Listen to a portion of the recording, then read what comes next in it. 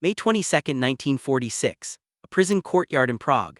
5,000 people stand shoulder to shoulder in the sunshine, and in the front rows sit widows, women whose husbands were shot in a barnyard 4 years earlier on the direct orders of the man now standing on the gallows above them. He's wearing the tattered remains of his Nazi uniform. He looks out at the crowd that has come to watch him die, and not one face shows him mercy. Within minutes, the man once called the most powerful figure in occupied Czechoslovakia will be dead. This is the story of how he got there and why an entire nation turned out to watch him fall. If you've never heard the name Karl Hermann Frank, you're not alone. He never commanded armies. He never appeared at Nuremberg alongside Goering and Hess. But for 6 years, he held more real power over the Czech people than almost anyone else in the Third Reich, and he used it to orchestrate one of the most infamous atrocities of the Second World War. Stick around, because by the end of this video you'll understand exactly why a crowd of thousands came out on a spring morning just to watch him hang. Karl Hermann Frank was born on January 24, 1898 in the spa town of Karlsbad, in the German-speaking region of Bohemia, then part of Austria-Hungary. His father was a committed nationalist who raised him on the politics of ethnic agitation, the idea that German-speaking Bohemians were a people apart from the Czechs around them, and that this distinction mattered above all else. As a young man, Frank tried to enlist in the Austro-Hungarian army during the First World War, but he was turned away, blind in one eye, unfit for service. Instead, he spent a year studying law in Prague and worked as a tutor to get by. After the war, he opened a bookshop, and that bookshop became the seed of everything that followed. He used it to circulate nationalist and eventually Nazi literature throughout the German-speaking community of Bohemia. Through the 1920s and 30s, Frank built a political career out of that resentment.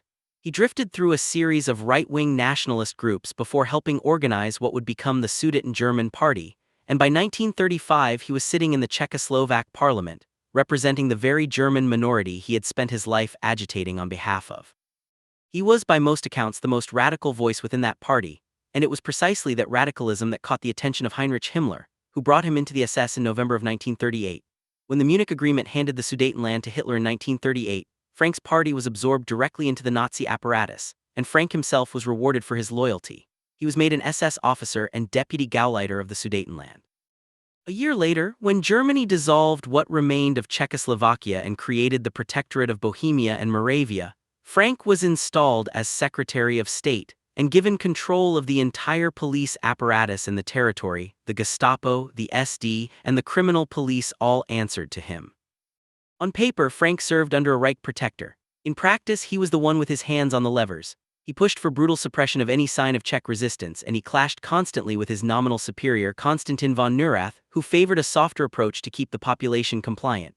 Frank thought that softness was weakness, and he worked behind the scenes to undermine Neurath's authority. Adolf Eichmann himself later described Frank as a fanatical hater of Jews, comparing him to the most extreme propagandists in the Nazi movement. This was a man who didn't simply follow orders, he believed in the cruelty he carried out. 1941, Reinhard Heydrich arrived in Prague as the new deputy Reich protector, and for a moment it looked like Frank might finally get the recognition and the formal power he'd been chasing for years. He didn't. Heydrich outranked him and overshadowed him completely, launching a campaign of terror against the Czech resistance. Within months, somewhere between 4,000 and 5,000 people had been arrested under Heydrich's crackdown, and hundreds of them were executed outright. Frank ran the police machinery that made all of it possible. Far from resenting the brutality, he embraced it, and he made it clear to anyone watching that he wanted the next promotion, the next title, the next rung up the ladder of power in the Protectorate. Then on May 27, 1942, 2 Czechoslovak agents trained by British intelligence ambushed Heydrich's car on a Prague street. He died of his wounds 8 days later. And it was in the firestorm of revenge that followed that Karl Hermann Frank carved out his permanent place in history, for the worst possible reason.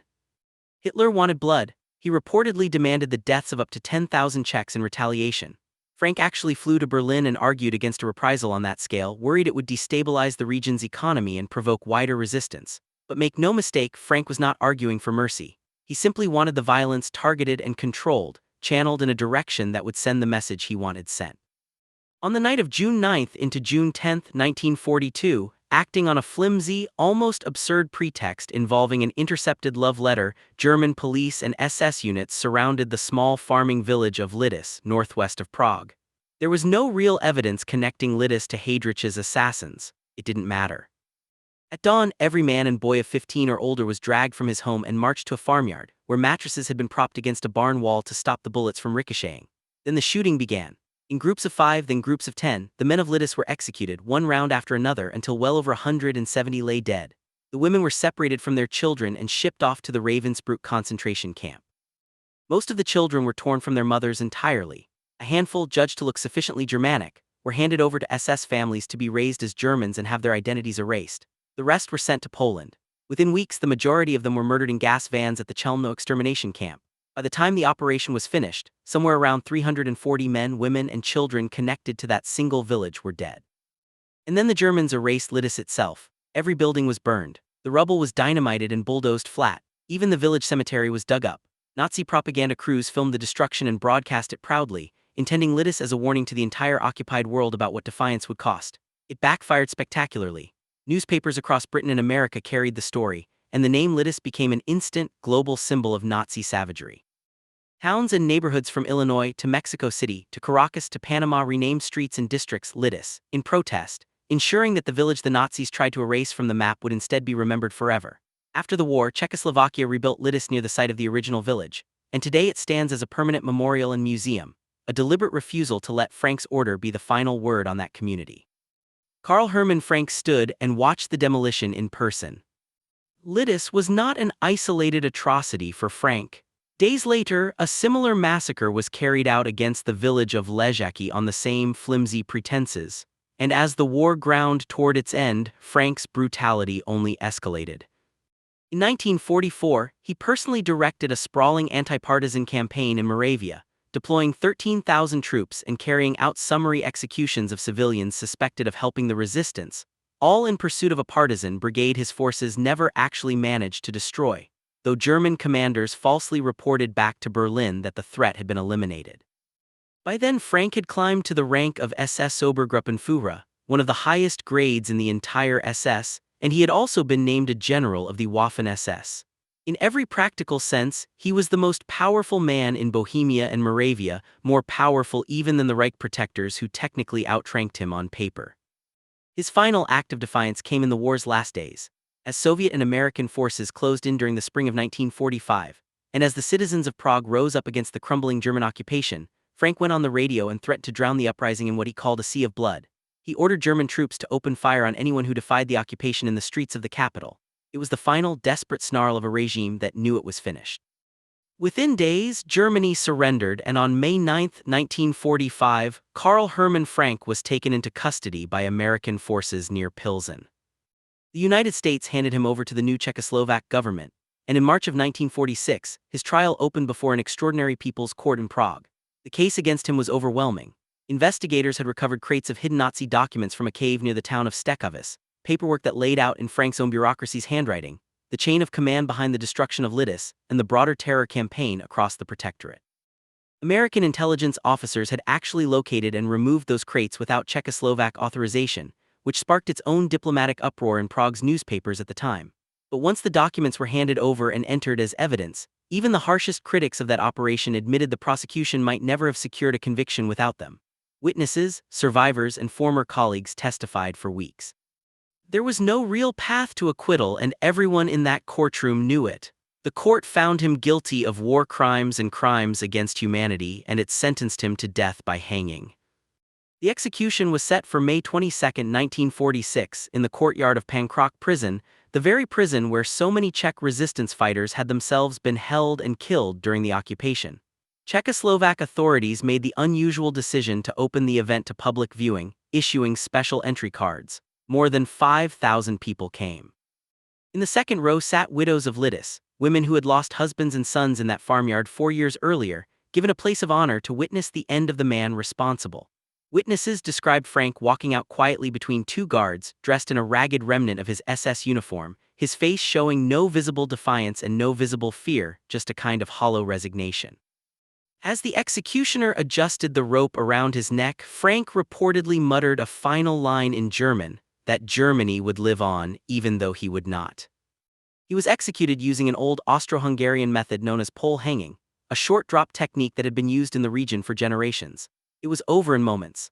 A forensic physician named Oldrich Navratil confirmed the death, a quiet detail of history that carried its own irony, since his wife had been the nurse who once rushed to give first aid to the dying Reinhard Heydrich, the very assassination Frank's campaign of terror had been built to avenge. Frank's body was buried without ceremony in an unmarked grave at Prague's Dablus Cemetery, alongside other condemned war criminals and, strangely, communist political prisoners who would be executed there in later years. That hanging in the Pankrak courtyard turned out to be the last public execution in the history of Prague. It closed the book on one of the war's lesser-known but deeply consequential figures, a man who never fired a single shot at Lidice himself, who never set foot on a battlefield in either world war, but whose signature and whose orders erased an entire village from the earth.